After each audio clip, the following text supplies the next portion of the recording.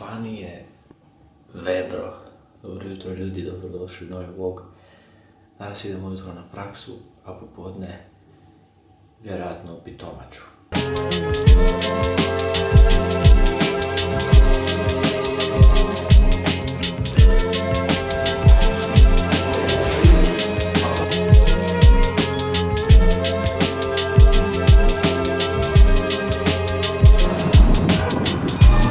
To je moj studio, tu nisam ni pokazao vam još gdje mi je studio. Tu je ulaz, a ona zgrada dalje mi je faks, a moram ići tamo do kioska. Ali tu se ulazi u moj studio.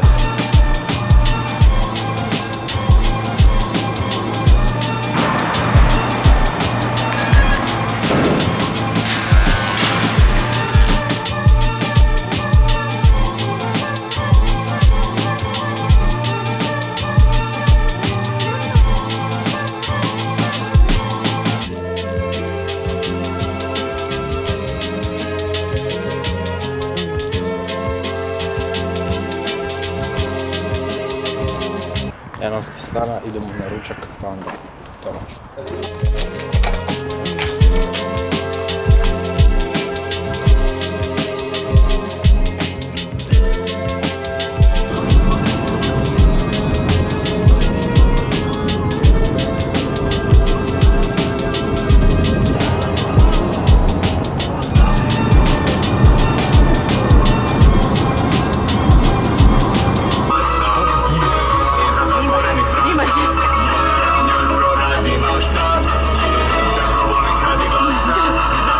Ona je moja heroina, ima smisla sve što priča, ima stila.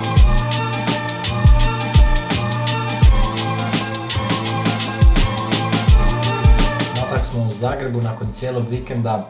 Razlog zašto nisam snimao ništa preko vikenda i zašto nisam stavljao vlogove, imamo, to jest naime, nekih problema u vezi obitelji, znači dedo koji živi u Pitomači, za kojeg možda vi neki znate dosta loše.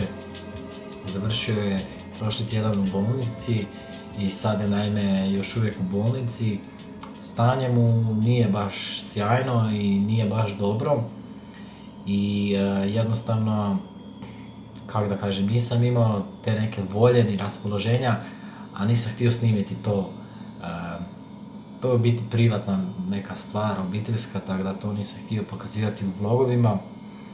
Ali da, sve što trebate znati je da je dedi dosta loše, kao što znate i sada čuli ste, završio je u bolnici i tamo je. I ne znamo sad kako će biti dalje, nadam se da će biti bolje, ali eto, to je taj glavni razlog zašto vikend ovaj nisam ništa snimao. Sada naime dolazi novi tjedan, nadam se da će biti sve u redu s njim. Striko koji živi tamo blizu Pitomače ide k njemu, tako da se brine o njemu, a mi ćemo vjerojatno za vikend sljedeći opet ići. Ne znam kako će biti ovaj tjedan, nadam se da će biti vlogova, potrudit ću se i da, bez da ne završi ovaj vlog toliko tužno.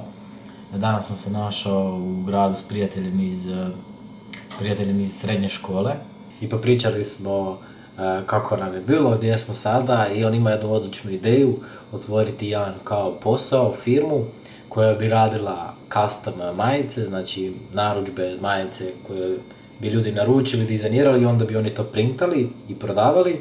I to je odlična ideja.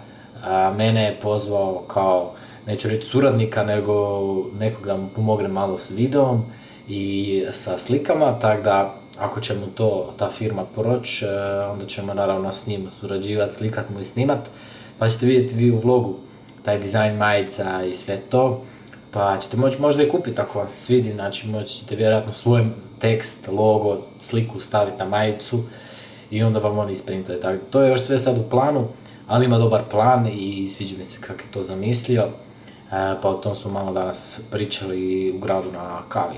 I da, eto, tako ćemo završiti danas nam se svidio vlog, upravo će ponoć, tako da moram ga još montirati, pripremiti se sutra ujutro za faks i nadam se da će biti ovaj tjedan nešto zanimljiv. Hvala što ste gledali još jedan vlog, Vidimo sljedećem. Pozdrav!